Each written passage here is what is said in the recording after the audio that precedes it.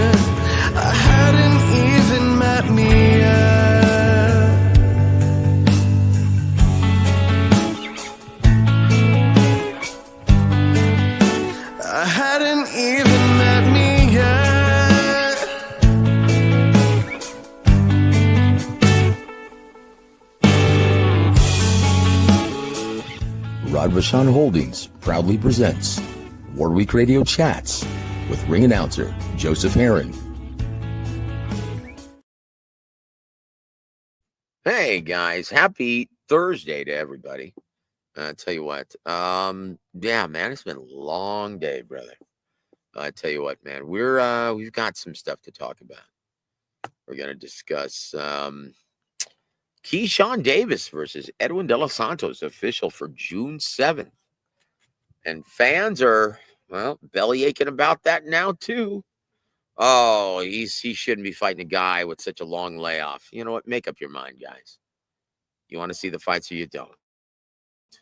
Who else is he going to fight? Raymond Murataya. He's already slated to fight Abdulayev. Tank's fighting Roach. Who else? William Zepeda is probably going to be fighting Shakur Stevenson. What do you guys want, man?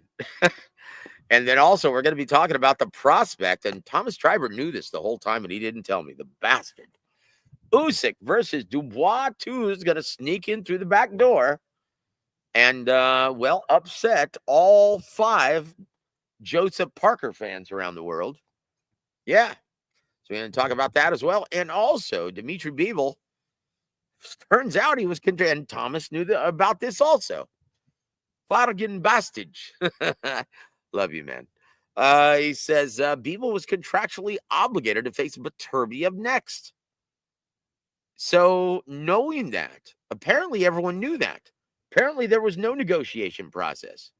So were the actions of the WBC, were they underhanded? We'll talk about that. And also, guys, have you seen Canelo?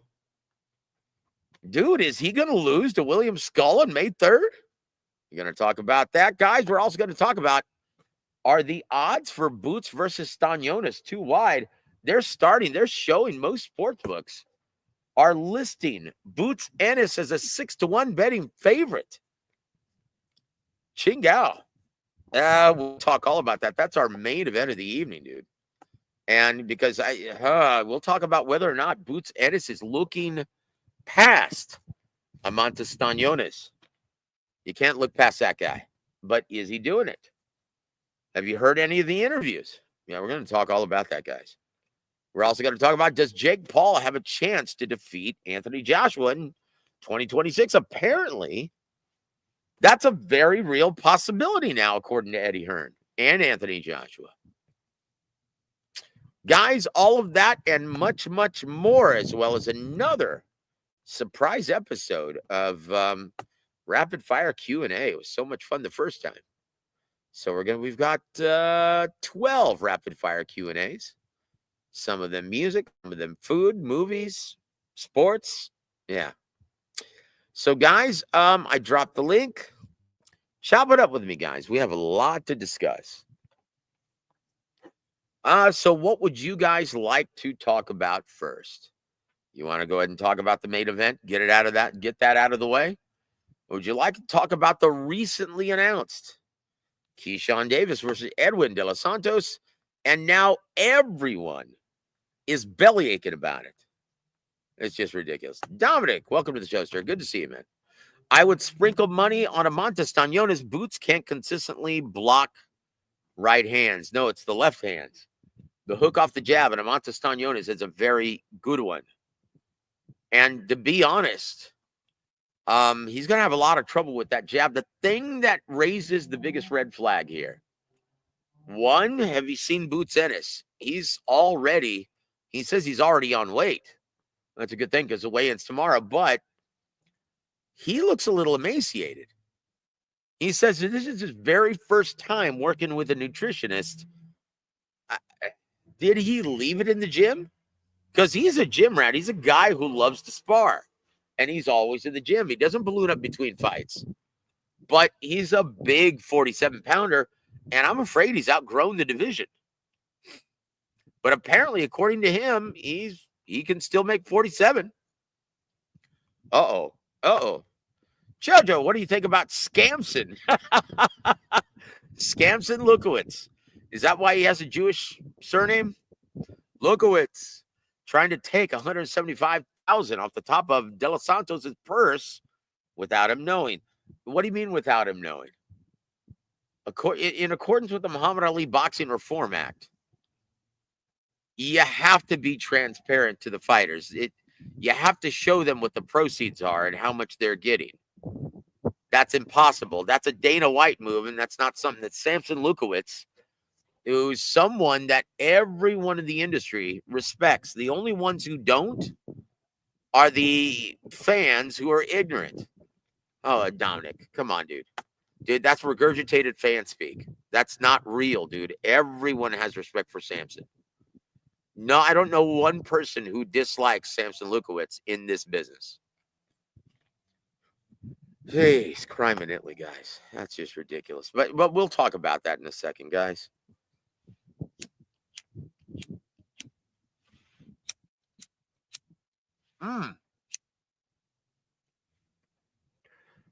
So do you guys want to go into that first?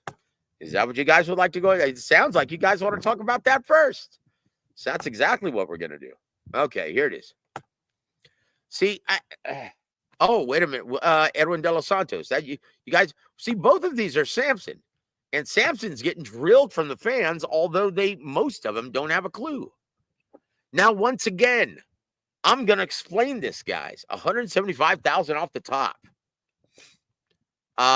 Well, first of all, he's been out of action for 2 years?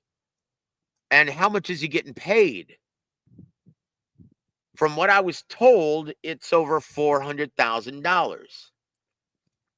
And he's going to be fighting, not on a PBC card, not on a Tom Brown Promotions card. It's going to be on Top Rank. Now, most promoters have a condition in their contracts where if you take a fight and compete on a competing promoter's fight card, then yes, the promoter's percentage immediately gets higher. That's across the board. That's not just Skamson Lukowitz, guys. And it can be as high as 35 or 40%, depending on the promoter and depending on the fighter's contract. Now, he wants this opportunity. And because it's on a top-ranked fight card, I'm sorry, but that's in his contract.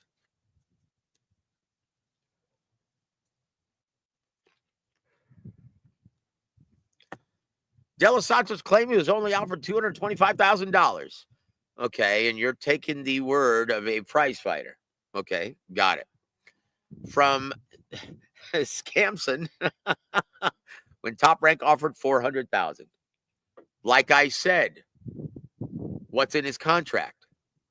Because Skamson is a straight-up guy. You don't have that kind of longevity in this business if you're screwing people over. That doesn't happen.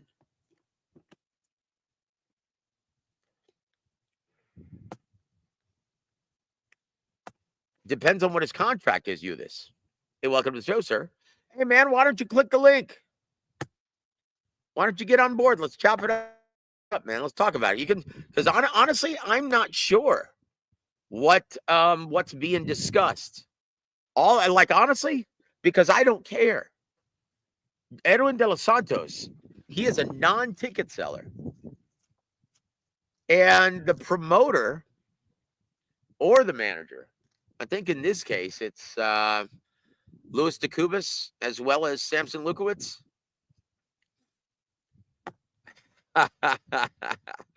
That's funny. Why? Because of all the gold chains?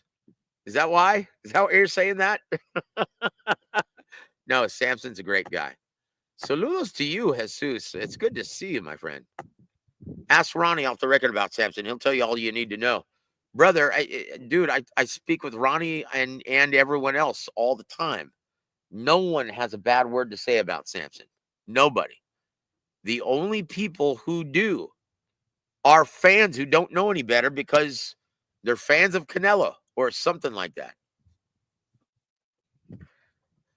But look, I'm telling you guys what I already know to be true. And Dominic, you should know this if you're in this business.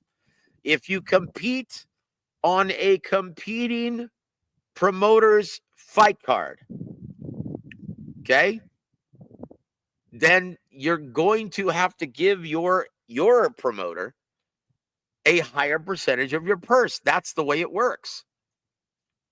Because if it's your fight card, the promoter, you don't have to give him shit because he's going to take 20% off the top of everything. He makes 20% of the gate. He makes 20% of the licensing fee. He makes 20% right off the top. But if it's a competing promoter, it's not your promoter's fight card, and this isn't, well, then it could be as high as 50%. We have to see what's in their contract, and that's not uncommon, guys. Not to mention, he's not a ticket seller. And he's coming off of a loss, and he's been inactive for 2 years. So, dude. Oh, wait a minute. This is what happens when your promoter, manager, and advisor are under the same umbrella. And no one... Dude, stop it, man. That's ridiculous, Outlaw. Because, dude, PBC, they're all about the fighters. All about the fighters. Keep in mind, guys, the last time he fought for the WBC title. And he stunk out the joint with Shakur Stevenson. He's been inactive for 2 years, and now he's jumping into a title opportunity against Keyshawn Davis. And you guys think he's getting cheated? Tell me if I missed anything there. Because that's ridiculous. This guy couldn't sell out my living room on a Saturday night. He's competing. Hold on. Outlaw. He's been inactive because... No. He's been inactive because he can't sell tickets and he can knock your ass out on any given evening. He's considered by everyone to be too much risk for the reward. And now Keyshawn Davis is getting reamed for defending his title for the first time against the guy who no one wants to fight because he's a knockout artist with heavy hands and he can't sell tickets. Guys, what gives? Do you guys just love to complain? Like, really? Hi, Fee. It's good to see you, my friend. Thank you for being here, my friend. Yeah, he had a blood clot on his leg. That's right. So once again, guys, so he's coming off an injury, been inactive for almost 2 years. And he lost his last title opportunity. And he's getting an immediate title opportunity. And you guys... Oh, wait a minute. Hold on. The only one that complains is you, Joe. Dude, I'm defending the sport. Hold on. I'm the only one that complains. Really? I've been trying to tell you about Samson. Dude, is that not a complaint? Dude, stop it. It's too close to Easter to be a lying jive turkey, man. Stop it. Yeah. And T. Sanders has the beat here. Dominic, bruh, you never say anything positive, man. Like, ever. That's what I'm just going to say, dude. If that isn't the pot calling the kettle charcoal, I don't know what is. Good to see you, T. Sanders. What do you guys think, man? Hold on. Joe, you're the only person I know who says they're not watching. No, I'm not watching it. Well, look, I will say this. Let's jump this. Okay, let's jump topics. Okay? Let's keep that up. Let's jump topics, guys. Because I was shocked. Number 4. Will Canelo lose to William Skull on May 3rd? Guys, have you seen Canelo in the gym? Guys, he looks old. He looks slow. I think the wear and tear, all the miles on the odometer, now we know he's lost a step, but he looks downright sluggish. He doesn't look sharp. He doesn't look explosive. He looks slow. He looks unmotivated. And is all the partying in between fights as it finally caught up with him? Guys, look, to have that kind of longevity in this, and he's had a great career. He's a first ballot Hall of Famer and an all-time great. But I'm sorry, he looks like shit. Guys, Canelo looks like dog shit. Have you seen him in the gym training? He looks unmotivated. He looks flat. He doesn't look explosive. He looks like an old shop-worn fighter. And if he doesn't get to stepping in the gym and crank it up a notch and get motivated for this guy, dude, there's not going to be a Crawford fight. He's going to lose. He's going to lose this fight, guys. Because William Skull, I wasn't impressed with him. And if Canelo does win, it's going to look like Oscar De La Hoya getting the dubious victory over who was that German cat, man? The guy with the good jab. What was his name? For the middleweight title, the WBO middleweight title before he fought Bernard Hopkins. What was his name, guys? Surely you can remember.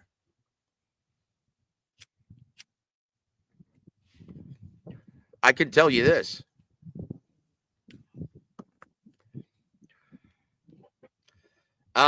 You know what? I'll try to find it.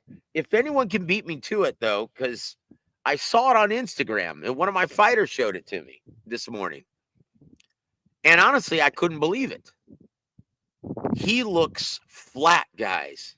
He looks slow. He doesn't look explosive. He doesn't look motivated. He looks old. He looks old, unmotivated, and shop-worn. No.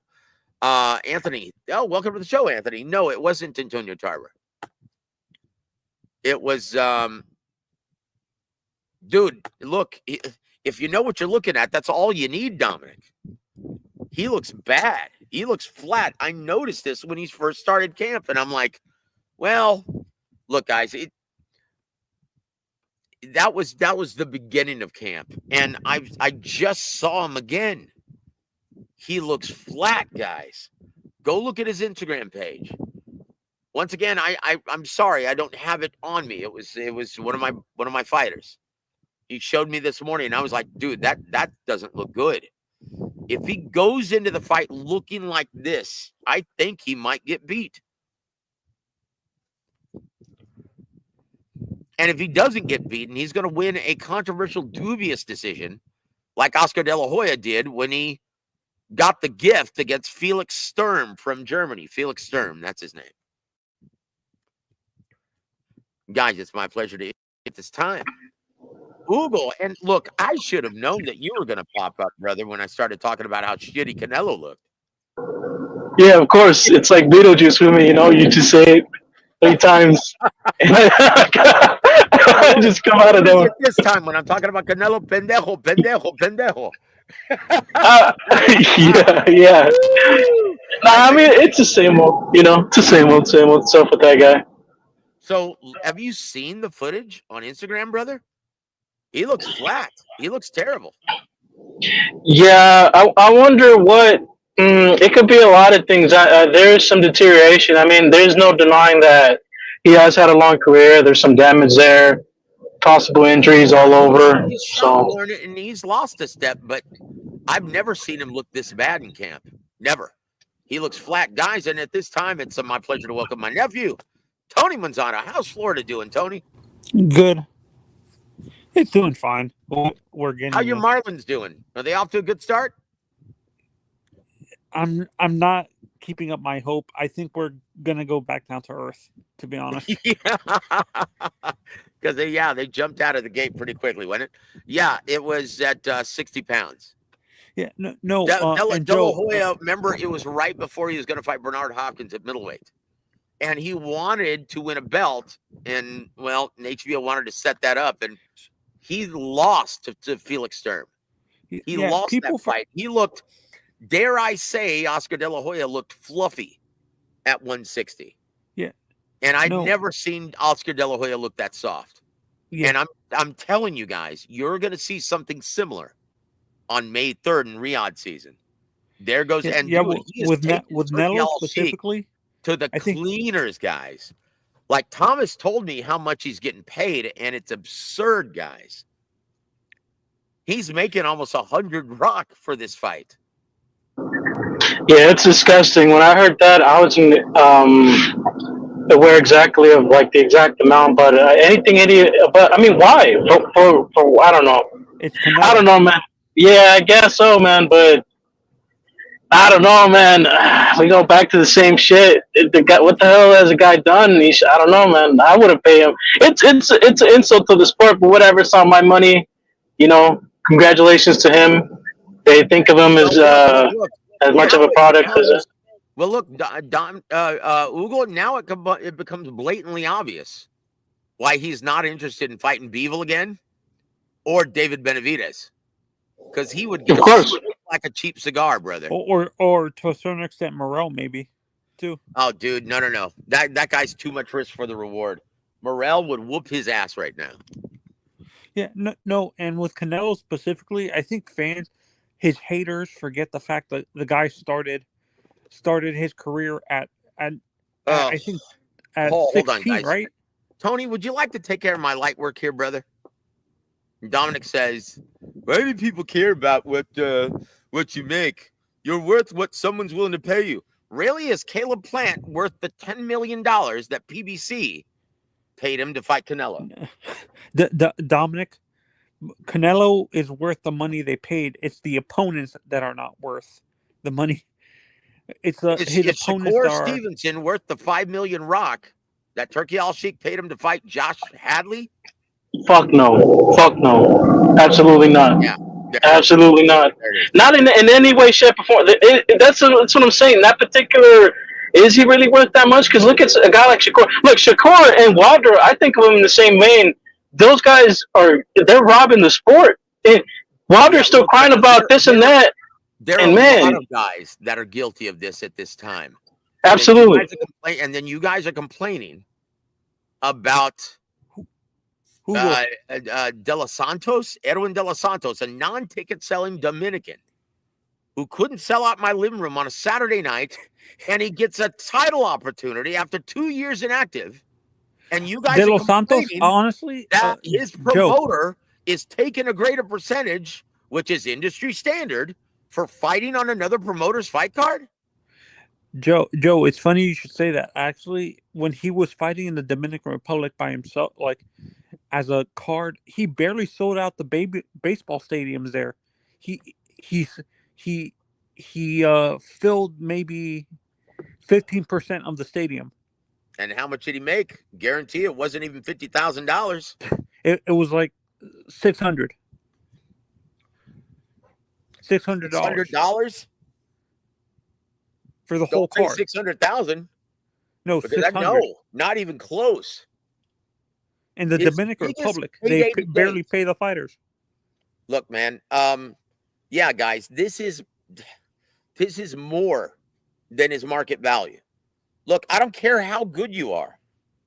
This sport, this business has always been run like the music industry. It doesn't matter how good of a musician you are, how well you can sing, how great your songs are. If people don't want to buy him, people don't want to listen to him. What do you think you deserve? Do you think Joe and Taylor Hugo, Swift? I have a Do you question for think both Bad of you. Bunny is the most talented artist in the world? No, not really. Fuck no, dude. Yeah, he's the biggest selling touring artist besides Taylor Swift at this time. The reason why Bad Bunny is because it's a cultural thing. Tony, your demand determines your market value in music and in boxing. I don't know where these guys got it in their medullas that, I'm one of the best pound for pound fighters in the world. And is Crawford overvalued? What do you think, Tony? He demanded $17 million Rock to fight Madrimov, and Turki Al-Sheikh lost $15 million in their event in LA. Wow. What I was going to ask you and Hugo, why I've noticed this recently with the Philippines. They haven't been able to find a superstar since Donati and Pac-Man have retired. Is that country struggling to develop fighters or something, or look, they always have really tough guys, but look, you're talking about 2 first ballot Hall of Famers. Okay, Nonito Donaire, he's going to be a first ballot Hall of Famer. He's one of the most athletically gifted fighters that we've ever seen from those lower weight divisions. He just retired, guys, and he was 2012's Fighter of the Year. The Filipino Flash was an athletic freak, like a genetic freak. So was Manny Pacquiao. Now you've had guys like Mark Magsayo, good fighter, but nothing special. You're talking about 2 generational talents, guys. Tony. Okay. That's why we're never going to see another Canelo. Outlaw. Brother. Edwin De Los Santos signed that contract. He didn't have to. He's getting his second title opportunity in 2 straight consecutive fights. I tell you what, I know hundreds of fighters who would love to be ripped off like that. And this is why I kind of wish a guy like Bob, your mentor, was still alive. He wouldn't give these kids this much money until they learned how to sell smaller arenas. Look, guys. You this. Once again, man, here's a lesson in boxing, okay? No disrespect, brother. But Samson Lukowitz, anyone who's been in this business for over 35 years doesn't stay in this business if they're ripping off fighters. Since the Muhammad Ali Boxing Reform Act, you cannot do that and stay in this business. You can't.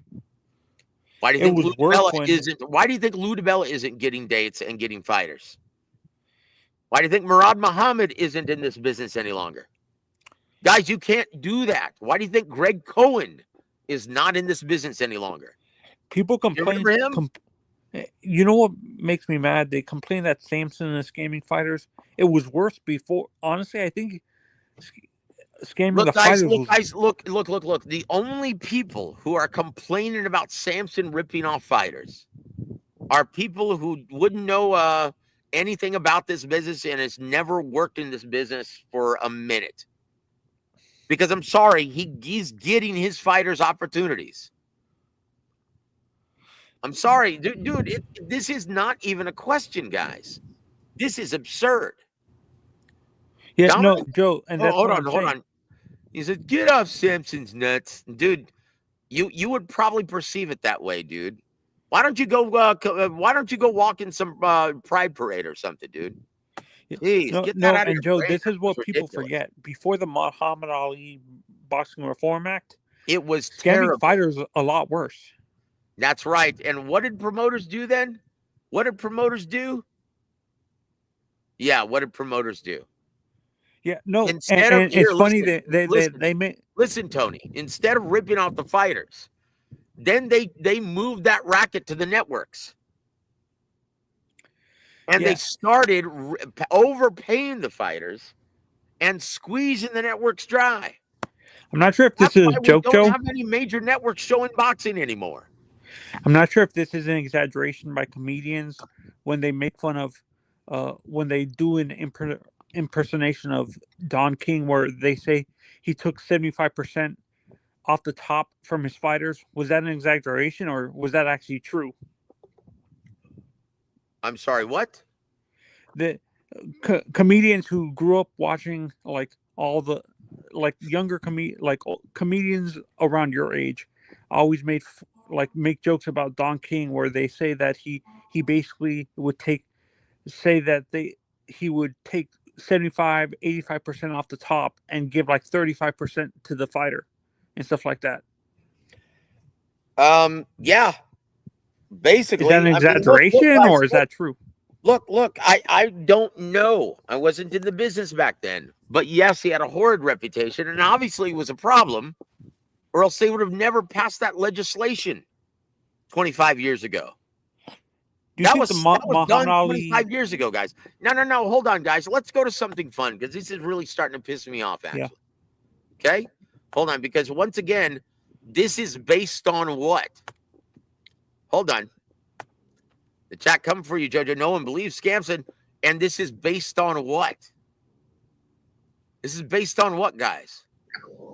Yeah, and regardless, Joe, 2 seconds. The fighter should also do something, give us something to talk about too. So I'm not only going to place the blame on just them. I think that's not right. It's not balanced. I think the fighters, if they feel that way, for example, if Dos Santos feels so look, two things. The fighters aren't thinking long term, and then after that, they're not giving us a reason to want to watch them. So that's also the problem. They got to step their game up. They got to add new folds into their game. They got to be exciting. They got to be dramatic. They got to do something, and they're not doing that. Once again, that's right. The demand determines your market value. Yep. Dude, the last fight you were on mainstream TV in the main event, and you stunk out the joint for a title.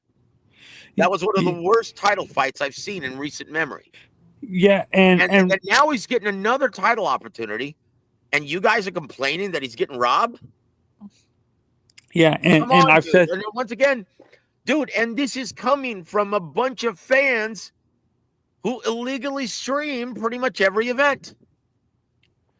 Yeah, and Joe, I've said this multiple times. I blame the lack of education of understanding these contracts. That's why these fighters get taken advantage of. They don't have. Some of these kids barely graduated high school. Tony, didn't even graduate high school. Getting taken advantage of, homie. No, but look, fighters talk about that stuff all the time. Hold on, guys. I'm sorry. Fighters talk about they think they're getting ripped off all the time, and you know what? Fighters, if you talk to them, they think that you should be doing everything for them for free, and they're the only ones who should be getting paid. That's how fighters think. So I don't want to hear this crap. You guys have no idea what you're talking about. Oh, information is coming from Carl Morita. Yeah, that's right. That was the gross offer. Now, who's Carl Morita? Hold on. Does Carl Moretti care about what Samson's contract is with Edwin De Los Santos? No. He doesn't give a shit. He's like, hey, does your guy want to do it? Well, sure. But once again, it's industry standard, guys. It's industry standard that if your fighter competes on a rival promoter's fight card, then you take a greater percentage. That's the reality, guys. And everyone does it. Here, hold on, guys. Let's go to something fun, okay? I want to get your thoughts on this. We're going to do another episode, and I know he's not here. Let's do my brother G Funky. I made this theme song a long time ago for my brother G Funky, right? The idiot takes on Twitter. Here, no. I've got one of those coming up, though. Let's do this. Rapid fire Q&A with G Funky Boxing. Hey, that was my imitation of Lupe Contreras. How do you like that? I bet you Lupe is pissed off every time you do that in front of him. Hey, I just don't hear it. Dude, did Is I ever Lupe tell you that that story? delusional? Dude, did I ever tell you that story about Thomas Triber? No. Okay, I'm going to tell you that story, guys. It's pretty hilarious. True story. Thomas was like, man, I've never heard anyone do a better Lupe Contreras, man, than you. And he goes, man, you need to record that for me, brother. And I said, okay. I said, I'm going to record Lupe Contreras announcing my favorite, my favorite of his delivery, because no one else pronounces Nonito Donaide's name the right way except Lupe. And so I was doing from General Santos City, the Filipino Flash, Nonito Donaide. And I sent that to Thomas, and he sent that to Lupe. And Lupe listens to it, and he goes, yeah, I'm sorry, Thomas. I just don't hear it. And Thomas is like, dude, what are you talking about, man? It sounds just like you, brother. And Lupe's like, no, I just don't hear it, man. And everyone else who heard it, Jimmy Lennon, Michael, apparently Thomas sent it to everybody in the business. And they were like, dude, that is spot on. Raul Marquez on the DAZN broadcast with Al Bernstein and Thomas. He said, dude, that's like exact. But for some reason, Lupe doesn't think so. Is Lupe that delusional? Look, no offense to who's ever doing it, but I don't sound anything like that. Isn't that hilarious? But guys, here's the first rapid fire Q&A question. Number 1 for Oogle. Better metal act, Alice in Chains or Soundgarden? Oh man, that's a tough one. I like both. Fuck. If I had to pick, I gotta go with Soundgarden. Yes, Chris Cornell, baby. Yeah, he's an exceptional talent. Both singers gone way too soon. The late great Lane Staley also, man. I lean more toward Lane. And obviously Chris Cornell from Asphyxiation. Chingao, man. I lean more towards Alice, to be honest. Really? Yeah. No, man, I can't do that. Well, they're both awesome, dude. Yeah, it's a tough one, man. Number 2. Let's go with Tony first. Better fried chicken, Church's or Popeyes? I don't like either. That's the issue. I like KFC. Oh, mira, por eso. He still likes KFC. I'm sorry, Tony. No. I'm loyal to it because my dad worked there for 20 years. Oh, that's awesome, man. Well, look, KFC tastes great, but their pieces are like fucking tiny. It's almost like they fucking deep fried a canary. But if I had to choose, I prefer Church's. To be honest, KFC is your favorite, though. Yeah. Okay, Oogle, Church's or Popeyes, brother? Popeyes. I like the red bean and rice. No, they're good. Sure. You know what I missed though? They should have never gotten rid of the onion rings. Yeah, I don't know why they did. Onion rings used to be. Yeah, they're good. Okay, let's go to the next one. Rapid fire 3. Oogle, better Leonardo DiCaprio movie, The Revenant or Catch Me If You Can? I'm gonna say The Revenant. I enjoyed the movie. Catch Me If You Can. Best picture, man. Tony, your thoughts? Catch Me If You Can. I love them both. They're both great movies, man. And Leonardo, despite being a terrible pedophile, one of the best American actors at this time. Pedophile. Number 4, Tony, you first. Better cereal, Fruity Pebbles or Crunch Berries? Fruity Pebbles, because I was a big Flintstones fan. Awesome. Oogle, your thoughts, brother? Yeah, Fruity Pebbles. They're good. You know what? I love Crunch Berries, but I have to say Fruity Pebbles. Yeah, okay. Last one for right now. I've got like 6 more later on. Rapid fire number 5. Better QB, Oogle, Dak Prescott, or Tony Romo? I'm gonna have to plead ignorance, Joe. I haven't watched football in a while, so. You know what? You get a pass then, brother. They both suck. I'm sorry, Tony. Better QB, Dak Prescott or Tony Romo? It's about even. You know what? I have to say Tony Romo because I can't stand Dak Prescott. At least, well, they both suck, man. Ching out, dude. Where's Troy Aikman when you need him? See. I don't. People hate Tony for some apparent reason. People forget football is a team sport, and there was certain like you have to admit the defense let him down points during his career, during the playoffs. You're a Cowboys fan. You agree with me? The defense kind of let him down. He had leads and they blew it for him. Tony Romo? Yeah, Tony. No. Dude, Tony Romo and Dak Prescott both suffer from the same problem. They cannot perform on the big stage. They choke on the big stage. Both of That's them. Tua. That's my quarterback, Tua. Oh, geez. I'm sorry, man. I like Tua, but yeah, you're right. Outlaw, Joe Fruity Pebbles, Aaron. Look, brother, truth be known, my favorite cereal of all time is Cinnamon Life. Yes, sir. Cinnamon Life. Nothing else better. Actually, my favorite cereal is not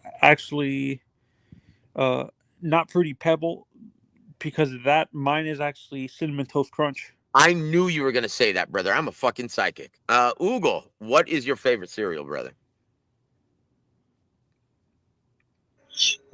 Favorite, I gotta go with Frosted Flakes. Dude, you are fucking lame. Any cereal that you had to have to add fruit to taste good is lame. Frosted Flakes is the sweeter one.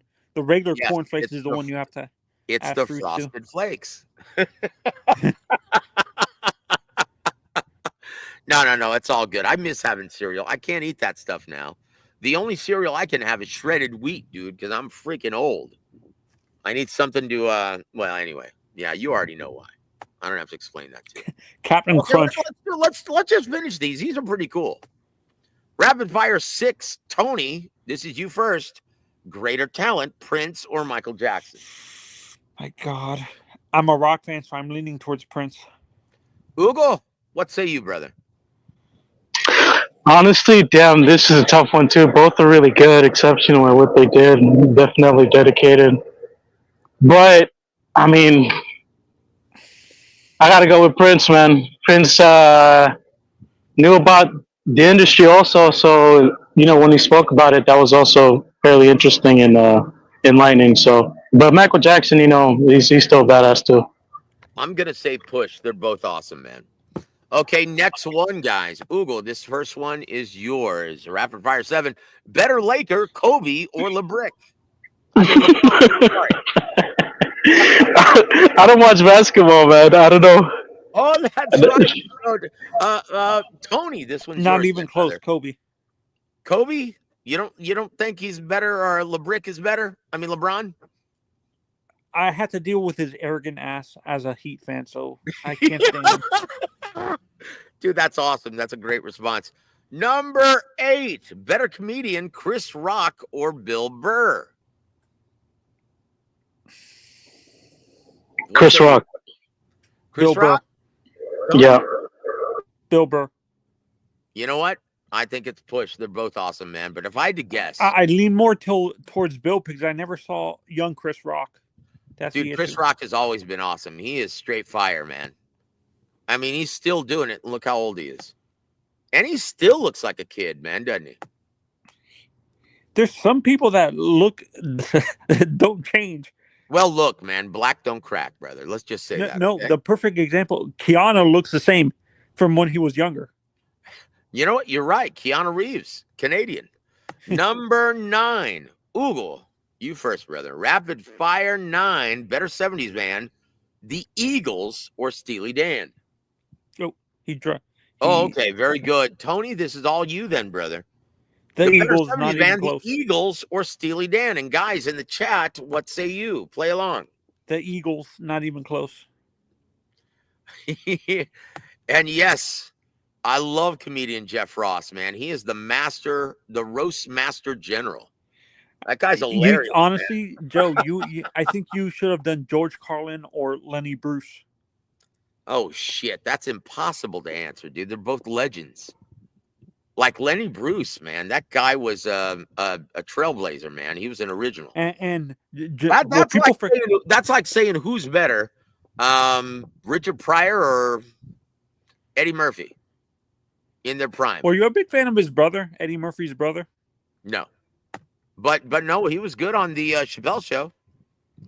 So look, guys, look. Hold on. Who goes back? Yeah, I just put him in. Hold on. How come Mike and Prince never performed together? Would you guys like to answer that one, or do you want me to? I can't be. I'm younger than both of you, so. Okay, so now take two guys who have an ego twice the size of Floyd Mayweather Jr. and now ask that question one more time. How come Mike and Prince never performed together? Because who's going to decide on who does what? I thought Mike was humble. Michael? Yeah, that's why he was friends with Paul McCartney and then bought all of the Beatles songs, the rights to it. Oh. $60 million. Okay, hold on. Bill Burr said, Bill Burr had a feminist wife, I think. Just like Rick Glazier. He's got a sister for a wife, and they're both quite lovely. And there it is. Yeah, Joe doesn't want to piss off someone. Shut your mouth, brother. Yeah. No, dude. Like, I'll be honest, dude. I'll be honest. I live the life of a priest now, right? Of a deacon. I have a calling for celibacy, right? Because I'm evangelizing. I'm doing pastor work and that sort of thing. But man, I adore women. And in my opinion, all women are beautiful in their own way. Joe, I have a rapid fire question. Well,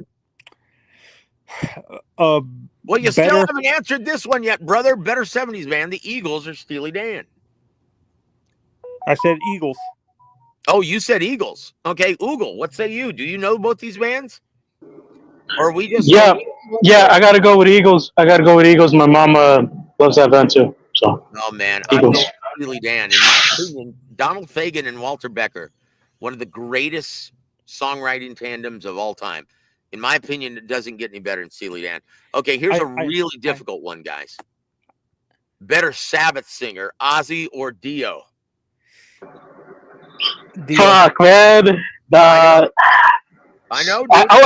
I like both. They're both fucking badass, man. Even because I listen to a lot of older rock, so yep. I like both. But I'm not gonna lie. The second I recognized Dio, when I first listened to his music, man, the guy is an exceptional talent. So I got to pick Dio. But yeah, Dio's a badass, man. That motherfucker, though, dude. Yeah, he is. Okay, here's the next one. Or I'm sorry, Tony. Better Sabbath singer, Ozzy or Dio? I chose Dio because I followed him. I was a fan of him before he joined Sabbath with Rainbow. Oh, man, I love Ozzy, dude. I mean, I love Dio with Rainbow. I love Dio with Sabbath. I love Dio with his own solo stuff. Man, amazing. Just an amazing, sick talent. I got a rapid fire for both of you. Well, okay, let's hear it, Tony. Let's hear it. Better guitarist, Slash or Randy Rhoads? Oh. I'm sorry. I've got to go with the deceased one, Randy Rhoads. He was a prodigy. Unfortunately, he was gone, taken from us way too soon. So yeah, I agree. In my opinion, if he had grown as old as Slash is now, he would smoke him like a cheap cigar. Oogle, what say you? Yeah, I agree. The same. I mean, Slash isn't terrible. I don't know much. I'm not musically inclined, but some of the stuff he does is. Yeah, he's great. Yeah. Yeah, no, yeah. They're both outstanding. Guys, these aren't supposed to be easy. And Tony, who do you think? No, I lean towards Slash because I wasn't born when prime Randy Rhoads. Well, look, there are no wrong answers here, guys. This is all for fun. This is no wrong answers. And we're going to get back to boxing right after this. We still have to talk about, at the top of the hour, we have to talk about this Saturday night's main event and whether or not the odds are too wide and whether or not Duran Boots Ennis is looking past Amanta Stanionis. Number 11, though, in the interim. Tony, you first. Better AC/DC frontman, Bon Scott or Brian Johnson? Bon Scott. Hugo? Oh, hello. Yeah, sorry. Muted myself again. Oh, yeah, Bon Scott. Dude, I'm sorry, but for my money, dude, Brian Johnson on Flick of the Switch, Back in Black, for those about to rock, that guy screamed the hair off of his nuts, dude. You That know the guy reason was why I a lean more powerhouse, towards, man. like, I was even though I was young, I wasn't born when Bon Scott was leader of the group. I was one of the few younger fans of AC/DC that Oh, wait, felt that. hold on, Tony. Dominic says, I'll come back when a boxing podcast talks boxing. You know what? That's incentive for me to talk about music all the time now. Bye. Yeah. No, I'm just kidding. Dominic, stick around, brother. Hold on. Joe, does Mike still have Beatles publishing rights? As far as I know, Paul McCartney got him back. He got him back when Why did Michael do that? Yeah, when Michael Jackson passed away and Paul McCartney bought him from his estate. So, yeah, that's it. Oh, Dominic, stick around though, brother. Come on, man. yeah, but Dude, what I why was don't you saying, Joe. participate in this, Dominic? You uncultured swine. Okay, last one, guys. Last one. I'm Tony. You were saying something as you were. Yeah. No, the reason why I lean more towards Bon Scott, oh shoot, with Bon Scott specifically, is because even though I'm a younger fan of the band, I still feel odd. Like I still feel he's the better singer. You feel like you're cheating on Bon Scott, man, if you actually say Brian Johnson. Yeah. Yeah. Okay. Are you like that too, or are you more? No. I'm a huge fan of AC/DC when they had Brian Johnson. That guy was a powerhouse. He had some balls. I love Bon Scott though. Okay, last one, guys. Rapid fire 12.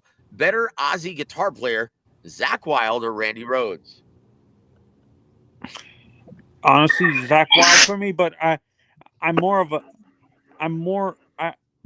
see him more with what's his name? The guy who replaced the Van Halen original Van Halen singer. David Lee Roth, Steve Vai? No. What I'm saying, I like him better with what's his name? Zakk Wylde? Sammy Hagar. No, Zakk Wylde plays currently for Pantera. No, Zakk Wylde did solo stuff with what's his name when he left? No kidding. Yeah. Well, look, I will say this. I like Zakk Wylde all day. Hugo, your thoughts, man. You get the final. Yeah, Zakk Wylde. I like both, but I mean, once again, a couple of badasses, but like Zakk. I like his shit outside after the fact. When I've heard about the guy play all over, he's pretty interesting, man. He's pretty good. So. Okay, I've got a bonus Fact or Fiction, or a bonus rapid fire. Most hated metal band, Nickelback or Five Finger Death Punch? I would say Nickelback. They're still hated to this day. So. Most hated metal band, Nickelback or Five Finger Death Punch? Five Finger Death. You know what? That's a toss-up. That's a push. They're both ass. Yeah, there it is. They're both gay. They're both downright gay. Yes, sir. I said it. All right. Well, that's it, guys. That's it for rapid fire Q&A. Thank you for participating, guys. That's a nice break from boxing. Here we go, guys. We're going to start talking about, it's almost the top of the hour. Let's squeeze this in the next 6 minutes. Guys, it was just announced that it looks like Team Dubois and Queensberry, even though they represent and promote Parker, they want to roll with the bigger money fight in the UK, and that's Daniel Dubois versus Usyk 2 for all the marbles in the heavyweight division, all belts. Do you like the move, or is this underhanded from Frank Warren? I like the move. Google. Yeah, I like it too. I think I'm surprised that there was even consideration for the. I mean, Usyk is the guy. They get. I would personally go there, but Yeah, it's not a matchup that can happen down the line though. So that's also a possibility. Why not make your money and then fight the guy if you got no other options later? So Well, here's the reason why, guys. And once again, it shoots down Dominic's theory that Turkey Al Sheikh doesn't care about losing millions, right? Guys, once again, Usyk, where does he sell tickets? Without Tyson Fury or without Anthony Joshua, he's a non-ticket selling fool. Now, you tell me though, where does Joseph Parker sell tickets? Only England. No, not even England. He's from New Zealand. He doesn't sell tickets anywhere. yeah, nowhere. Yeah, only the bars. The English only still there. In fact, the only people who are upset about this move from Queensberry are his immediate family and all 5 of his fans. So this is, once again, this is a business maneuver, and this is all Turkey Al Sheikh. It's like, dude, wait a minute, because I've been paying these guys inflated purses, how much is Usyk versus Parker going to cost me? And neither one of these guys can sell tickets. Ah, so you mean to tell me that Turkey Al Sheikh actually gives 2 shits about bleeding tens of millions of dollars? Because think about this. Usyk, after receiving those inflated paydays and the Joshua and Fury fights, how much do you think he's grown accustomed to receiving? Between 30 and 40 million a fight. Now you have to pay Joseph Parker and Usyk to stink out the joint.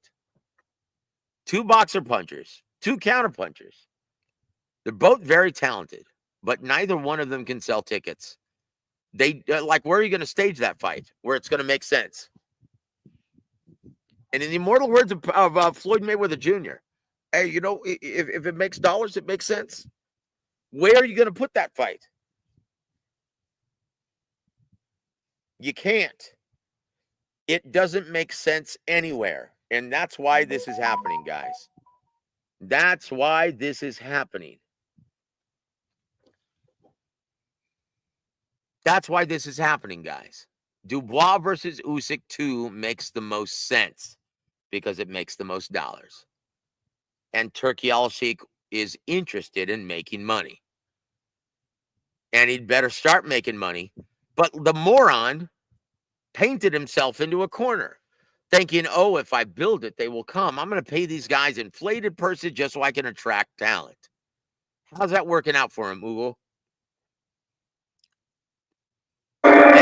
Yeah, it's been terrible, absolutely terrible, atrocious. That was my real fear about when Turkey came into the market, because even at the time when it was proposed, that's the thing that I immediately thought of. Why would these guys change their mindset? It seems like they're on a particular, oh, I need to make money because I'm worth this much or whatever. The Floyd Mayweather garbage shit. But that was one of my fears. These guys are gonna, because I thought about that immediately. I said these guys are going to change and they're just going to take all the money, and what, you're going to fix boxing just throwing money at the problem. I mean, time and time again we've seen the results of that, especially now, even now, so Yep. Once again, guys, the rules of the business are absolute. You cannot reinvent the wheel. Once again, guys, if you pay out inflated purses, the only people who win in that scenario are the fighters. Everyone else bleeds millions. It doesn't work. And then it makes it so much more difficult to put the best fights together, because then you set that precedent and everyone wants millions for soft touches after that. And then when it comes time for a real challenge, yeah, they want you to break the bank, because no fighters want to take a step back for a tougher assignment. So Turkey Al Sheikh, hey, you did this, brother. You did this. I hope you're happy. Once again, any moron who doesn't think Turkey Al Sheikh is interested in making his money back needs to ask themselves this question. Then why is he staging these events on pay-per-view? Why doesn't he just put it on network TV for free? Why? Yeah, I'll rest my case. So, guys, at the top of the hour now, here we go with the main event of the evening. is Boots Ennis looking past Samantha Stanionis. Now, I didn't think, and once again, he is a natural, he is just a gifted guy. Athletic specimen. He's got skills for days. Athletically gifted guy. Boots Ennis, one of my favorite fighters. But hearing him talk about Amanta Stanionis today, I saw an interview, a production interview between with Chris Mannix and Sergio Mora, because they're going to be calling the fight. And they asked him, well, what do you think of Amanta Stanionis' style? Oh man, he's just a fighter who comes forward. I'm going to be beating him up, beating him to the punch all day long. Ugo, I'm sorry, man. If he really thinks that way, then he's in for a long night, because Stanionis is not a guy who just comes forward and takes a lot of punishment. He's a very crafty fighter with one of the best jabs in boxing.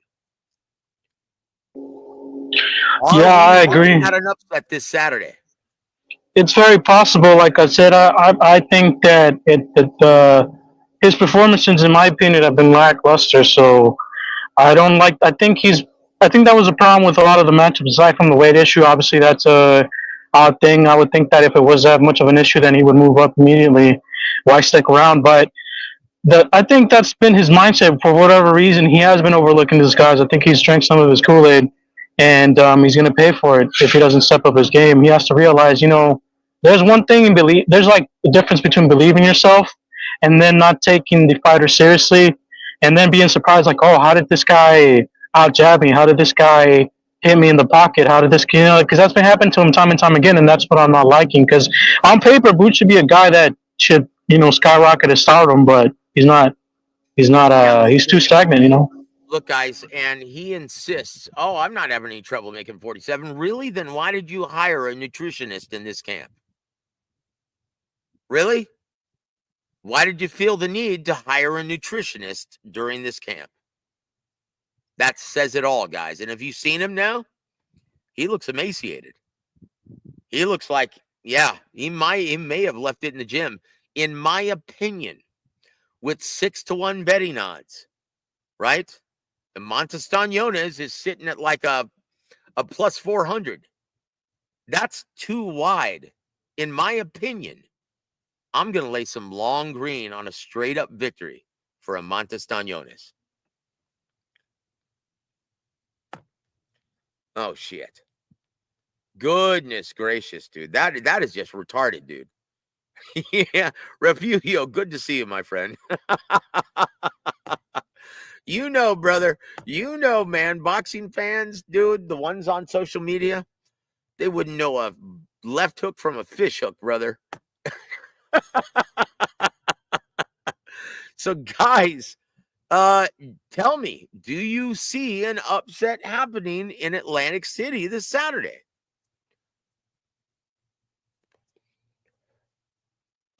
What do you guys think in the chat? Ugo, do you think this is prime for an upset? Do you think Boots is going to have to migrate north 7 pounds? Yeah, I think that's the immediate move. I don't really see a reason why he wants to stay at this weight division. He has always been fairly big, anyways. Even when he first came into welterweight. So, 5'10".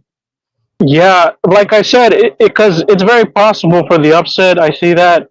I still have him winning the decision, but it's not going to be good. He's barely going to edge it out, honestly. He just hasn't shown enough. He hasn't shown enough at all.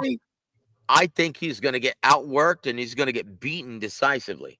In my opinion, he has stayed way too long in this division. He is a biscuit shy of middleweight already. And if you look at him at the weigh-in tomorrow, guys, he's going to look like skin and bones. He's going to look like Frank Martin at the weigh-in before the Tank fight. Watch. Guys, we're going to go live with Adam Lopez tomorrow during the weigh-in. Join us for that. And look, guys, I'm telling you what I know already. This is prime time for an upset. Amanta Stanionis, and you talk about, inactivity, ring rust. Guys, that's only for counterpunchers by trade. This is a guy who comes forward and he works behind a very intelligent jab. He's a much craftier fighter than everyone thinks. And this is a hungry guy who's been waiting for this opportunity. Remember, the only reason why he was inactive was because Virgil Ortiz couldn't make it to the dance.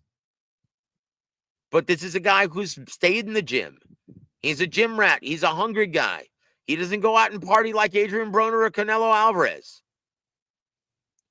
This is going to be a really difficult fight for both men.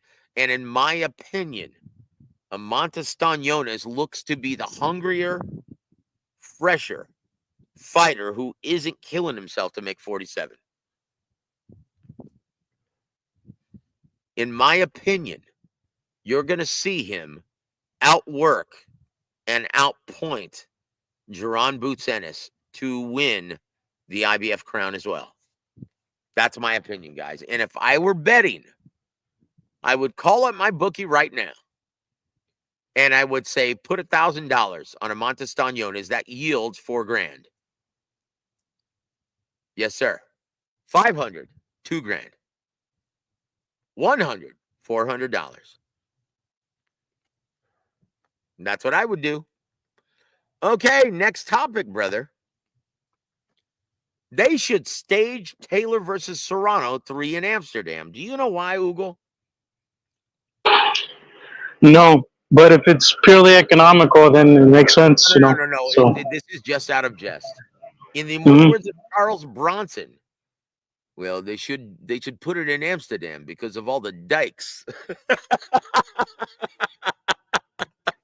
Sorry, man. I've always been a fan of oh, shoot. Already had a bet for a draw. That's not a bad bet because I think it yields like plus 22, right? Outlaw?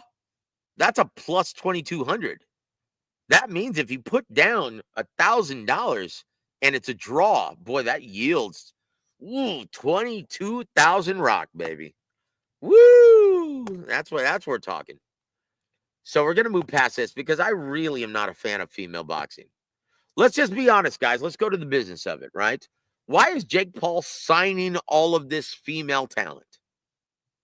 And I use that word loosely. Ugo, why do you think? I honestly don't know. Because it's cheap. It's cheap Yeah. talent. It's cheap entertainment. They demand far less than these prima donna bitches, and they're in more entertaining fights, and Netflix loves them. That's why Jake Paul is busy assigning as many hot women as he can, even if they're lesbians. He doesn't care. Yeah. Speaking of Jake Paul, so now you know the business end of it. Speaking of Jake Paul, number 7, Ugo, does Jake Paul have a chance to defeat Anthony Joshua in 26? Because from what I'm hearing, that's a realistic possibility if Tyson Fury doesn't come out of retirement. Yeah, I think no, because I think Anthony Joshua has some composure problems, at least in what we've seen in his past performances. I still think I don't take Jake Paul seriously as a boxer. I think he's very limited, and the fight could happen. I do believe that. I think Jake Paul does have options because it's purely economical at this point. He brings in a lot of eyes to the sport, at least. Dude, I'm sorry. Anthony Joshua versus Jake Paul would be the biggest fight in boxing. Yeah, it'd be a big fight. In my opinion, I would be more interested in that than Canelo versus Crawford at this time. Because at least you would see someone get knocked the fuck out. Yeah, for sure. Honest, guys. Let's just be honest. Canelo Crawford, that's a snooze fest waiting to happen. And that is downright terrible for the health of the sport. Canelo looks, look, guys, once again, don't take my word for it. Go look it up. Go look at his training footage. He looks like shite. He looks like he just hasn't slipped a little bit. He just hasn't lost a step. He looks downright terrible in camp. And in my opinion, this William Skull fight may be a lot more competitive than everyone wants to admit. And I think the Crawford fight may be in jeopardy.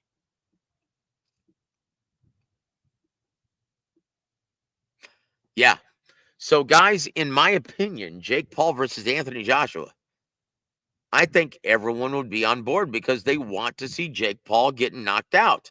Just like in years past. The primary reason why everyone tuned into Floyd and bought his pay-per-view, because they wanted to see him get knocked out.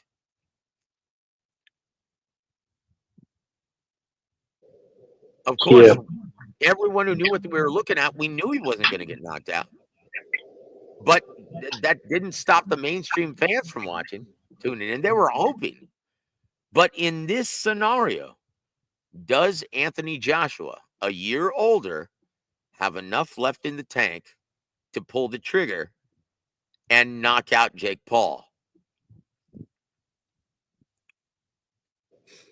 Yeah, that is a question. Yeah, that's the only thing I don't. He's been a bit inconsistent, and his composure is, questionable. So Dr. Mustang, that's not even a question, brother. Janabek is much better than William Skull. Of course he is. And in my opinion, Canelo wouldn't fight Janabek. One, because he can't sell tickets. Two, because he's damn good. He's the unified champ for a reason. And in my opinion, he's the class of 160. And anyone who believes that Erislandy Lara can beat Janabek Alim Anala is high on crack. Carlos Adames, that's a much more competitive fight. But in my opinion, Janabek is the class at this time. That's just my opinion. But guys, let's go to the next one. Number 8. Robert Garcia says it's a must-win for both Jose Ramirez and Devin Haney. That has to be the lamest statement I think I've ever heard from a world-class trainer. No shit, it's a must-win. Ugo, have you ever heard of a fight that isn't a must-win? Yeah, absolutely. That's like the dumbest, like in any sport, that's a dumbest question. And these journalists think that they're actually asking something very insightful. Hey, do you feel that this game 4 is a must-win? No, we can afford to lose. Of course, Yeah, it's a must-win. It's a no shit, right? It's a no shit. That's what I would say. In boxing, especially in boxing at this level, can Jose Ramirez or Devin Haney, do you think they can afford to lose? No. They need this. And not only win, they need to look good. Or else they're looking down the barrel of retirement. Yeah. Your thoughts on this fight, Ugo? Who do you think actually wins? I think it's going to be a close fight because Ramirez has been looking, even though he has all the variables to be a competent fighter on paper, he's looked just a bit too slow, a bit too out of it. So, and then Devin Haney is very questionable as it is. I think that loss has done more so to his mental. I think he lost a piece of himself in that fight. No matter what the circumstances are, right? And he's always been. It was only a matter of time with it, anyways. I always thought personally, as a fighter, what he's shown in the ring, he's just been a bit too. He got a lot away with a lot of stuff in the ring. I always thought he should have been chin checked already. I think you've always had issues in fighting in the pocket. Obviously he clinches, but even then, I still thought that there was ways to crack that kid and put him out. Just some fighters, for whatever reason, they give up agency or whatever. So yeah, to do that for both, I still think Haney will edge him out barely. Ramirez is just like too shot, man. He looks too slow, too shot. He just looks like a step behind across the board in all of his attributes. Agreed. In my opinion, Ugo, I think this fight makes Devin Haney look like Muhammad Ali Cassius Clay. Yeah, and in terms of his career, that's what he needs right now. Yeah, look. There's a reason why they chose these two opponents for these two attractions. Ryan Garcia and Rolly Romero does anyone think Rolly Romero can make it out of the 3rd round? Fuck no, I don't think so at all. In fact, I'll be surprised if he makes it past the 3rd. And Devin Haney, He's going to look like a prime Cassius Clay against Jose Ramirez. He is going to do a paint job, and then he's going to be beating his chest thinking, oh, I'm back. Dude, he's a shot fighter. Look, if Jose Ramirez got busted up and almost lost to Rancis Barthélemy, he going to get his ass whooped by soft, pillow-fisted Haney. He's going to get his ass. This is going to look like George Kambosos Part 3. Yeah. Hey, you're not the first one. You're not the first one that mentioned that too. Yeah, I think that's exactly what it's going to look like. Unfortunately, but let's go what it is. Because Daisy, welcome to the show, ma'am. Good to see you. She says Jake Paul is not a professional boxer, and Joshua should KO him, no problem. And I think you want to finish by saying, if he's still Anthony Joshua. That's the question now, isn't it? Because his legs were not underneath him against Daniel Dubois, and he got his ass whooped. Look, if your legs aren't underneath you, you don't have that kind of power any longer. Jake Paul is the younger guy. I know Anthony Joshua still looks like a brick shithouse, but can he pull the trigger? Does he have the legs to have that kind of power? Because look, boxing 101, guys, X's and O's. What provides the power in your shot? It's not your arms. It's your legs. You're basically punching someone, pushing off with the ball of your back foot and turning your hip. And if you don't have your legs underneath you, you can't generate that kind of power any longer. Why do you think Jake Paul called him out? Because he sees what everyone saw in his last fight. Yeah. And then the fact how he reacted to the pressure, I didn't like that either. When a guy's like, as high as he was at one point in time, the fact that he just froze in there, he has no reason to freeze, you know? It makes sense if you're inexperienced or it's your first time in the limelight, but he's a known name, and that's why I've always brought into question his composure in the ring, despite him looking good and better. And then, you know, my opinion, he's too muscle bound. He does himself a disservice, so I don't know what that's about, but whatever. He looks the way he looks. Yeah, look, guys, say what you want about Jake Paul, but he is, and I know Daisy, he's not a professional boxer. Well, he sure is acting the part. Look, I know this isn't Mike Tyson, and I know he hasn't fought anyone near the level or pedigree of Anthony Joshua. But the way Anthony Joshua looked in his last fight, I'm not sure. Honestly, I want to see it. Maybe I'm crazy. I want to see it. Guys, let's move on. We have a couple more. Hitchens is a fact or fiction, brother. Hitchens versus Kambosos on June 14th will look like a third fight with Devin Haney. Fact or fiction? Google. Fact. Absolutely. It's a terrible, boring, dog crap matchup. People are complaining about Edwin De Los Santos getting robbed. Dude, how many opportunities is Kambosos going to get for a title? Can we see blood on the big stage? Yeah, I mean, it's a terrible. I don't know. I guess. Look. Why aren't we seeing Subriel Matias versus Hitchens? That's the real fight. That's honestly the fight I thought was next. Honestly, before this was announced, I don't know. Giving the kid a lot of chances. Eddie Hearn can suck my ass. It's terrible. 10. Jaron Boots Ennis will be weight drained and put forth a flat performance against Stanionis this Saturday, losing his IBF title to the Lithuanian via split decision. Fact or fiction, brother? Oh, hold on. I forgot to play the entrance music, man. I'm sorry. Let's hear Floyd, man. Let's hear Floyd. Let's do this, okay? All right, here we go. Hey, we ain't ducking and dodging nobody. It's time for fact or fiction.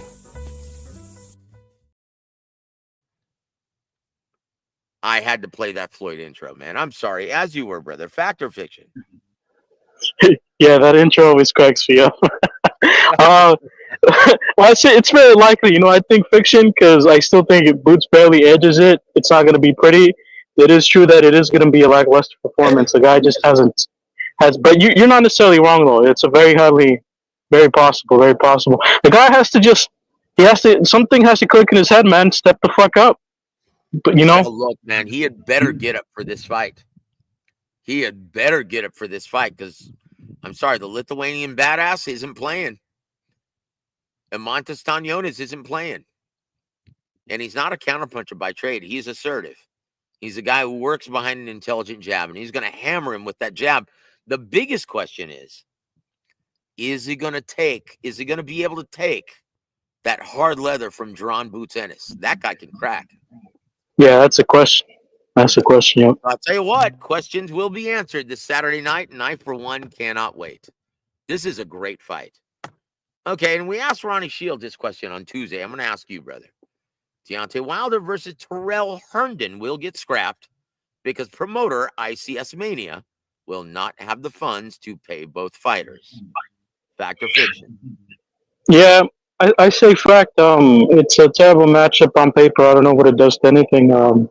Even as a tune-up or whatever the hell Wilder expects from the sport, Wilder's on the down end, of his career. So, and also, ICS Mania. If you didn't know, they were supposed to stage the Brian Mendoza Fernando Vargas Jr. card, and they had to cancel it. They had to scrap it because they didn't have the money in escrow to pay all fighters involved before the event started. Yeah, and then to your point, if they didn't have money for that, then why the fuck would they have money for this? Yeah, that's terrible. Honestly, I don't think they're going to be allowed to stage this. Yeah. So there it is. So anyone who had tickets to go see Deontay Wilder versus Terrell, Two Real Herndon, you might want to ask for a refund at this time. 12, final one, brother. Noi Inoue versus Ramon Cardenas will be rescheduled and moved to Tokyo, Japan due to horrid ticket sales in Las Vegas. And that introduces our next segment. Are you ready, my friend? Here we go. We're going to look at, here we go, brother. This is going to be fun. And we're going to close this out on this. And I want to get your thoughts on this, brother.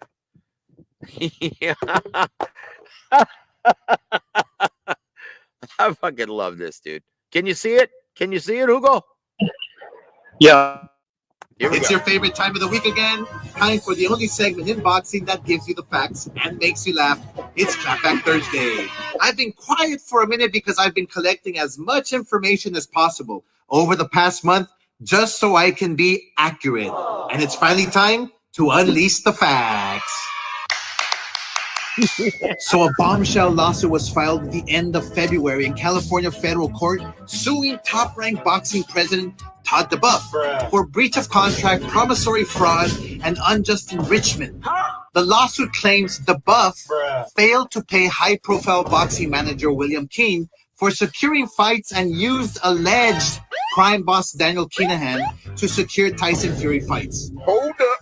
Wait a minute. Oh, and the lawsuit also suggests that all or most of this happened behind Bob Arum's back. Disgusted. Todd kept it a secret from him. And just when Todd thought things couldn't get any worse, oh shit, they did. ESPN confirmed they will not be renewing their deal with Top Rank, which is set to expire this summer. So, in other words, Top Rank has no network to broadcast their fights on. I love Bob Arum. We have a lot of history together. What he accomplished as a promoter is legendary, and I'm so sad to see how it ended up. But this is what happens when you place your company in the hands of a scumbag. Bruh, chill. Bye-bye, Top Rank. And speaking of scumbags, everyone has been asking me for my opinion and thoughts on Dana White attempting to enter the boxing space. Again! And after collecting as much information as possible, I'm finally ready to answer. Okay, here's the truth. You can't run a boxing organization when you don't have any fighters. And right now, TKO and Dana have 0 fighters. What? This means they're likely in it for the long haul and are trying to build something years from now when fighters' contracts come up with current promoters, and they will try to start attempting to sign them. Come on now, dog. What else do we know? TKO's supposed fighter pay / salaries were leaked a few weeks ago. And if these are real, holy shit! Come on, man. Dana's gonna have several problems. Number one, no fighter is going to fight for these pennies. The majority of their prospects will fight 1 or 2 times a year and be forced to survive on minimum pay. You're wrong. And keep in mind, they will be fighting tough fights. Dana said, the best must fight the best. Bruh. So their careers will be short. Number 2, no pay-per-view fighter will fight for $750,000. You're telling me the Canelos and the Ryans of this world are going to agree to this kind of pay cut? We might not like it. No! And most importantly, number 3, if these numbers are real, Bruh. the UFC fighters will be so pissed. The TKO boxers will be getting paid so much more than they are. UFC fighters are already disgusted with how little they get paid for putting their lives on the line. If you recall, Dana already tried several times to get into the boxing space in the past. Remember Zuffa, which never even got off the ground? The reason you've never seen me do anything is because When Dana doesn't have the funding and the business brains already in place, Bruh. like the Fertitas or Turkey, he always fails. Bruh. How about the Ultimate Surfer? No! Or the Power Slap? they didn't do well with stuff. As for Dana's character, it speaks for itself. Bruh. I don't even have to say anything about a guy who publicly slapped his own wife and whose own mother wrote a book about what a terrible person her son is. And it's available on Amazon if you want to read it yourself. Now, Bruh. for the big question, will I work with Dana in the future if he's in the boxing space? Bruh. Sure, because 80% of the folks I deal with in boxing are scumbags anyway.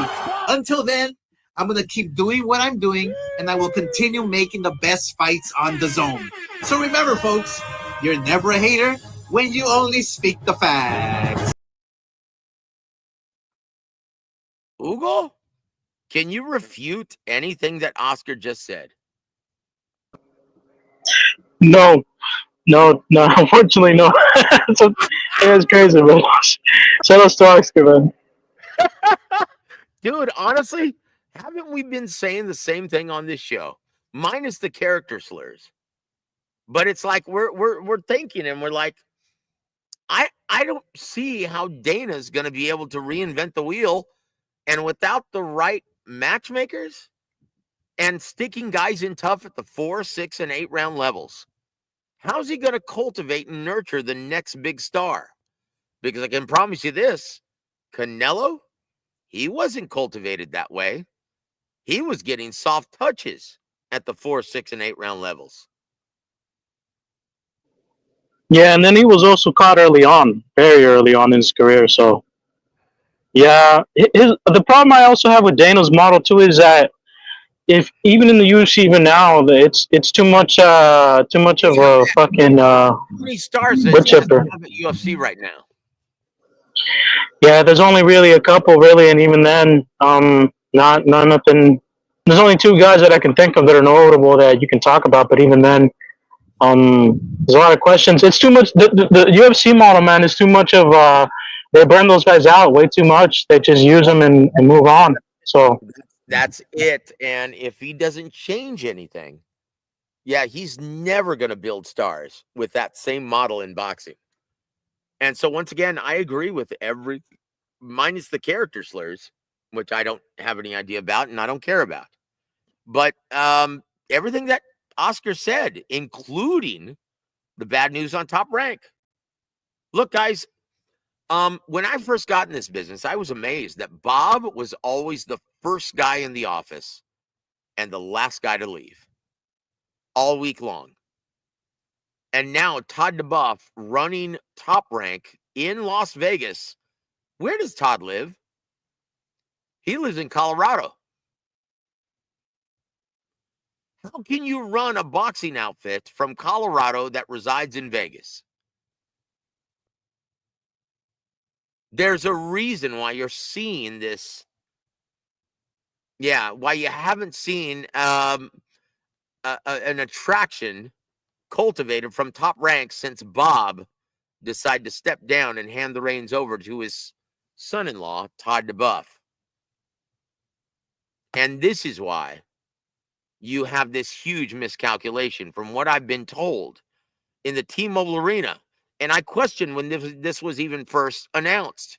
I'm like, why would you stick a rock star in Japan? Why would you bring him to Vegas where no one knows who he is?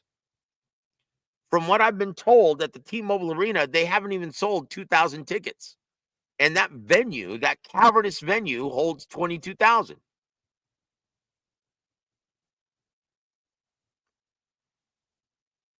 In my opinion, you can stick a fork in Top Rank.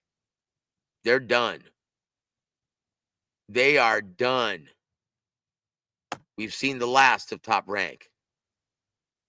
And their fighters probably should start looking for a new home with another promoter. This is bad news for Top Rank and boxing in the American market. Todd DeBuff, congratulations, brother. You just ran a boxing flagship into the ground. Thank you, brother. And once again, Oscar De La Hoya, can you disagree with anything that he just stated? Nope. Can't do it. No. No. And there it was all factual.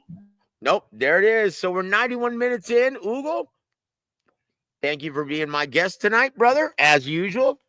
Always having a lot of fun, man. It was, dude, I honestly, dude, I think I like the rapid fire Q&A the best. But hey, you're our listening audience, my friend. Yeah, Joseph, it keeps me on the toes. You know, it reminds me of prison. So, anyways, oh, shit. Nah, I'm just kidding. I'm never. Hey, brother. He's marching in the next Pride Parade coming up in June. Oh, cool. Yeah. That guy's interesting character. Well, not much, man. I appreciate you and your time. I appreciate the people on the panel. Appreciate the chat. The only thing that I have to say in terms of right now, at least the matchups that I wanted to see a while back are finally happening, so that's always good. Unfortunate about the Inoue thing. Hopefully they reschedule. And, you know, it's an American thing now. You know, there's not really a lot of love for the lower weight classes, so it is what it is. Hold on, brother. Last question for you. Does Canelo, because once again, this is his first fight on a 4-fight deal with Riyadh season. Does he make it through this 4-fight deal? As a victor? Or you mean does he show up to the fights? No. Does he even make it through the entire deal? Does he announce his retirement before the 4th fight now? Because I'm sorry, guys, go look it up. He looks like horse shit. And I'm being nice. He looks like shit, guys. Canelo, I don't think he makes it through all 4 fights. In my opinion, if he actually had a rematch with Caleb Plant at this time, Caleb Plant would beat him.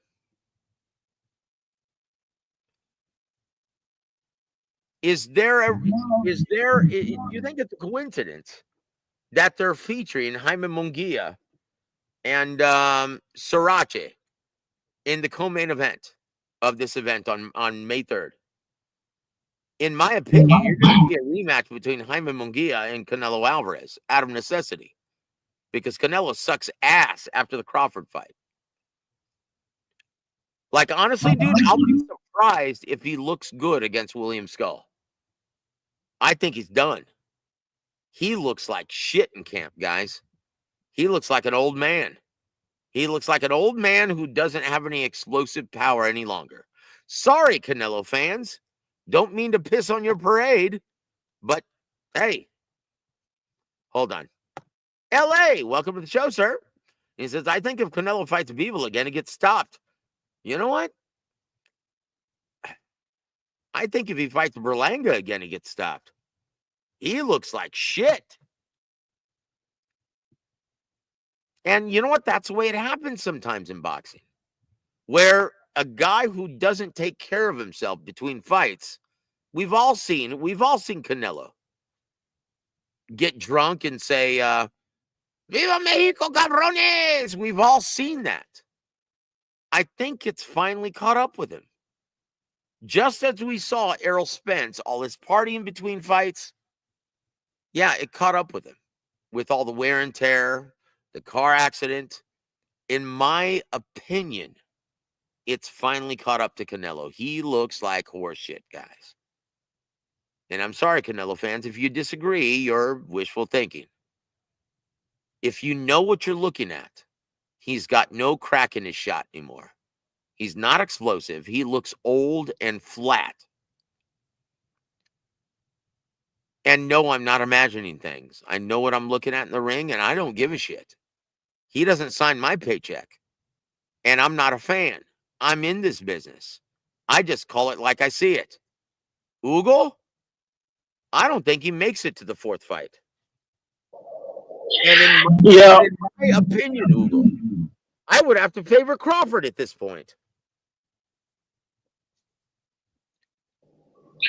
Yeah, well, yeah, all the things that you just mentioned, that's, yeah, because Canelo's a guy that I keep my eye on a lot. I look at any ways to beat the guy personally, and I do see what you see. I think I'm going to give you guys a homework assignment, right?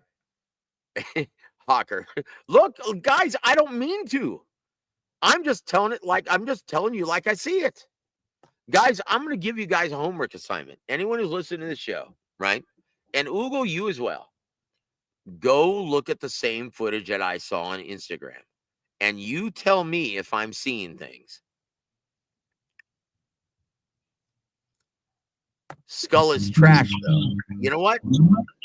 That's what Oscar De La Hoya said about Felix Sturm. He's a champion. He's a title holder. No, he's not a highly regarded title holder, but he's still a title holder, and he's in his prime. Now, Canelo in his prime would smash this guy within 6 rounds. But now, guys, I think this may be a 50-50 fight. In my opinion, guys. You know what? Truth be known, Hawker Mustang, I thought he lost to Shishkin also. I didn't think he did enough to win. But that's beside the point. If he's seeing this footage like I am, boy, he's licking his chops. Because Canelo looks like shit. Canelo looks like shit, guys. I'm sorry. I know all of you Canelo fans don't want to hear this, but you know, you better get used to disappointment now because you're going to be crying when Skull wins on May 3rd. And Crawford, a guy who doesn't party, doesn't drink, doesn't do drugs. Yeah, he lives the Spartan lifestyle. Crawford's gonna win this fight. And I can't believe I'm saying this. Ugo, brother, you might be celebrating. It might be the 4th of July and New Year's Eve, man, on May 3rd. Yeah, hopefully, Joseph. I do also incur in black magic too. I will say this. I don't have a dog in the hunt, but yes, I'm going to fucking laugh. I'm going to laugh. And you know what? I think LA has the beat. I think the difference in speed is going to be like night and day, and you're going to see it, guys. You're going to see it. Canelo is going to look flat, unmotivated. He's going to look like an old Canelo. And if you were hoping to see the Canelo of old, think again. You're just going to see an old Canelo. On that note, guys, we're going to say goodnight. Ugo, once again, thank you, brother, for being our guest. Great job, man. And hold on. I like Canelo, but some of his extreme fans irritate the hell out of me. So look. Let's just be honest, Ugo. That's the reason why you say F Canelo. It's not because of him. It's his fans, isn't it? Yeah, his fans, and then him as a fighter, I don't think he's done enough in my eyes to, as you mentioned, it's a way of, he's in high demand. There's something outside of, I've stopped trying to figure it out as a fan as to why people like him, but for sure the fans don't do them any service. They're just delusional and irrational, and hopefully they learn the hard way. Hey, I come from the old school, at least my father, the Mexican background, they taught us the hard way. If we didn't listen before, they're gonna let us do the stupid crap in order for us to learn. So if these people want to learn that way, then fine. I'll be sitting here laughing. Told you That's so. it, brother. That's it, brother. You play stupid games, you win stupid prizes. And there it is. Guys, on behalf of Ugo, my brother Tony Manzano, and everyone in the chat, guys, I'm Joseph Heron. You've been listening to World Week Boxing. Have a great evening, everybody.